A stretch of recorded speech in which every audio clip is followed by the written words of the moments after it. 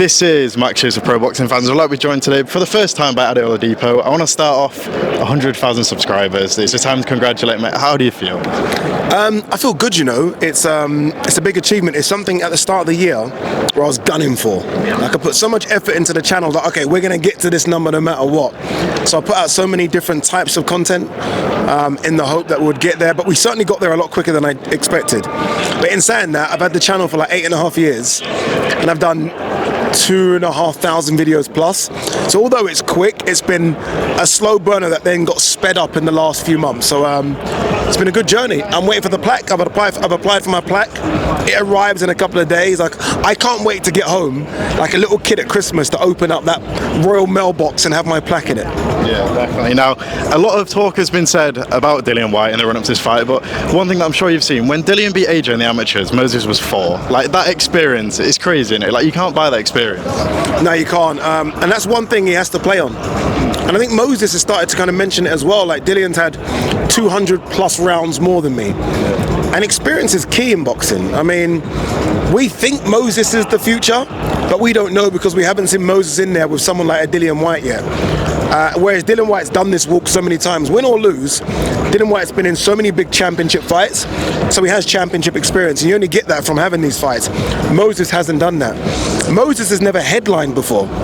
So he's gone from not headlining to headlining a pay-per-view fight in Riyadh, Saudi Arabia. That's a big thing. He's got way more media requests than ever before. He's tired of doing them, but that's what you've got to do as the headliner, whereas Dillian's done that. So look, Dillian brings a lot more experience, age, he's weathered, but ultimately he's in great shape. So all those things are good, but how is he looking physically? And physically he's on, mentally he's on.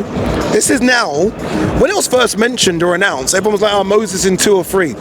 All of a sudden, those same people are like, you never know, you know, so it's changing, the mood's changing, and we're only, what, Wednesday? What happens when we get to Friday? Anything could happen. Yeah, definitely. Now, a man that has talked about this fight quite a lot is Tyson Fury. He said, one, it'd be stupid to take Moses on his return fight, but he also said that you could see his fight maybe turn a bit similar to Martin Bakole, Jared Anderson, where the experience outweighs the inexperience. Could you see this? Yes. I will say this, though. Moses is a lot better than Jared Anderson. I really do believe that. And Martin Bakole is a lot fresher, I think, than Dillian White. Age, wear and tear. Martin's only, up until that point, had 1 defeat, right? And that was to Michael Hunter. So yeah, I see the comparison, but I think both are further away from those fighters.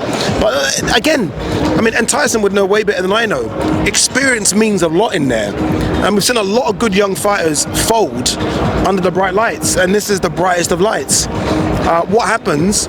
Moses has only been, he hasn't been past 2 rounds in his last 8 fights. What happens if he gets to round 4? I mean, is that silky southpaw style still going to be there?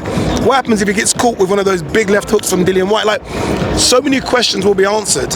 And that's why I think people have now got more intrigued when this fight was first announced. I think people were like, all of a sudden it's like, oh, 1 second, this is a good main event. So anything can happen, dude. Definitely. You speak about over 2,000 interviews for yourself, and like, we all hear the sparring stories. It feels like Moses has almost sparred everyone, and a lot of times I think he's sparred really well against them guys. Is Moses Itauma maybe the most exciting heavyweight we've had since, I don't know, Anthony Joshua maybe? Yeah, without a doubt.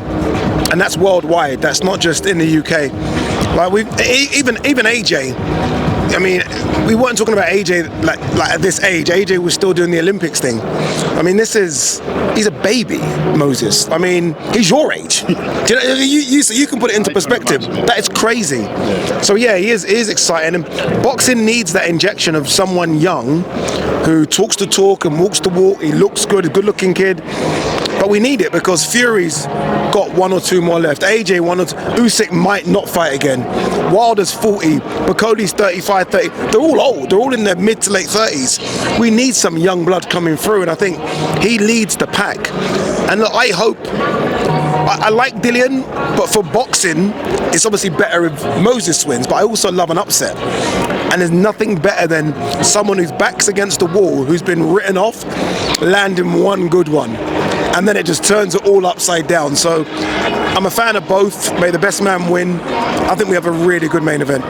Definitely, like I said, I'm not here to jump on the Dillian White hate. He's had so much critiques, but Dave Allen also said that Dillian White hasn't been at his best for 7 years, but we're seeing him maybe at his best. He looks the fittest we've seen in a long time. I spoke to Buddy this morning. He's excited for the fight.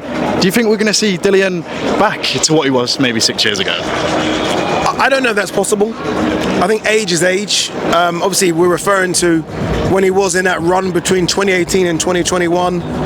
Chisora, Parker, Oscar Rivas, Lucas Brown. That was a long time ago. Physically, he looks good, but I've seen guys look good, and then it's almost a case of Ferrari, no engine. So the shell looks incredible, but the engine's gone. I hope I'm wrong. But all you can do is get yourself in the best shape and see what you can do, and he's in the best shape. Like, I saw him with his top off a couple of days ago, and I saw abs. I haven't seen abs on Dillian since he fought Chisora in 2017. So it's been a long time. So you never know, but he's put himself in the best position to cause an upset. Definitely. I spoke to Billy Nelson a couple of weeks ago, and he said that they received an offer for the Martin Bakole fight against Moses Itauma. They accepted it, and he said the fact that it's not happening shows that they apparently don't want it. Do you think Moses is scared of anyone in this division?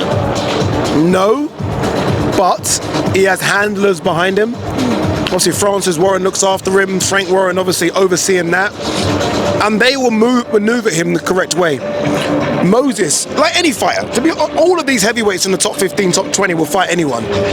So I think Moses will fight Bakoli. I don't know if his handlers will say Bakoli now, because Bakoli represents so much risk and kind of little reward. I've always said Bakoli's a bit of a boogeyman, and I'll put Bakoli in against anyone. So if you're Moses right now, why fight Bakoli? Like, it's such a risky fight for nothing. So Moses will do it, but I don't know if Francis and Frank will do it. You said about Bakole having a chance against anyone. I'm sure you've seen him come out and say that he made Usyk bleed all over the ring. Could Bakole be the man to finally hurt Alexander Usyk? No. So, I'm the biggest Martin Bakole fan, but I've had enough of these sparring stories. I need to see it there. Yeah, exactly. Like, behind closed doors in sparring where you don't know where someone is. Like, Bakole could be razor sharp. Usyk could have just come off the couch. So you never know where they are.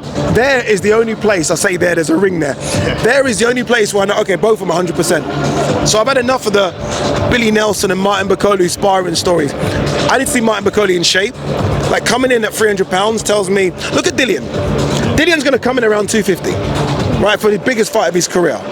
Martin Bakole, his last fight was the biggest one for him, and he came in at 300 pounds. So I'm not taking Martin so serious until I see him in shape. Just before I let you go, I know you are about to go on air. We've got Chris Eubank Jr., Conor Benn announced. From what I've heard, it sounds like all the terms are the same. And we heard so much about Chris Eubank Jr. struggling in hospital afterwards. If you're on their team, would you have gone with them same clauses? Like, what do you think of that? I don't think he has a choice, if I'm honest with you. I think Eddie confirmed this as well. Like, all those terms were agreed prior to the first fight. And Chris has probably tried to change them, and that's why it stalled between September and November, and he realised he couldn't. Ultimately, if you're Chris, and I love Chris, I think Chris is fantastic for the sport, but I look at his options. At 160, is he going to fight Carlos Adames or Alam Kanali? Probably not. At 168, is he now front runner for Canelo? I think that's Hamza Shiraz. So where are you going? I mean, who else is going to pay you 10 million to fight? So I can understand why Chris is saying, you know what, fuck it, I understand why he's saying, let's do it. And if you're Conor, I really want to see Conor at 147, but again, Conor, because of his mishap, hasn't made much money in the last few years. So if you're Conor, you're like, no, give me all that money as possible, and then let me have a run at 147. So hopefully this is the last time they fight, and then both can go their separate ways. Chris can try and do something at 168, Conor can try and do something at 147. Definitely. I was on TikTok earlier and I saw an edit. It was your voice over a Jai Opetaia compilation. It got me excited to see him back in the ring. There's so much talk of maybe him one day moving up. Could Jai maybe do something against Usyk, do you think? Jai can do anything against anyone. Yeah. Like, I admit I am part of the Jai fan club. The Aussies love me because I love Jai, because he's so exciting. I've interviewed him and he's so scary. The heavyweights, once Fury goes and Bakoli, it's not the land of the giants anymore. So although Jai is quite small, I think he has the speed, like kind of Moses, to cause them problems. He walks around at 230, so he doesn't have to be a super size heavyweight. I mean, Usyk was killing everyone at 222 pounds. So as long as he comes in around 215, 220, I think he could knock out a lot of heavyweights. I think his speed and his aggression could cause a lot of problems. So if I'm Jai, if I can't get the Ramirez fight, I'm going to heavyweight now. I think Jai is 30, maybe 31. Go now, jump now, and let's see what you can do in the big boy division where there's more money.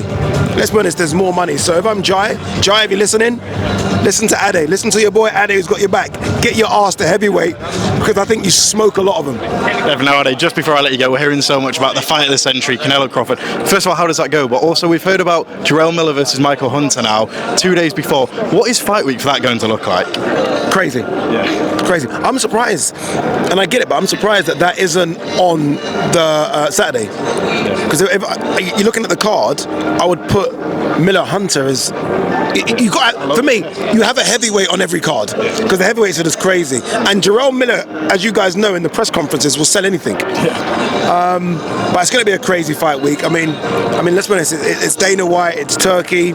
It's unlimited funds. It's going to be crazy. I would be there, even in a non-working capacity, if it wasn't for Paddy Donovan and Lewis Crocker on the same day. In my eyes, I can still somehow get on a jet after Paddy Donovan, Lewis Crocker, and get to Vegas. But no, it's going to be an incredible fight, incredible atmosphere. I don't know if it's the biggest fight of the century. I'm not quite sure about that, but it's massive. It's enormous. Ade, thank you very much, and congratulations once again.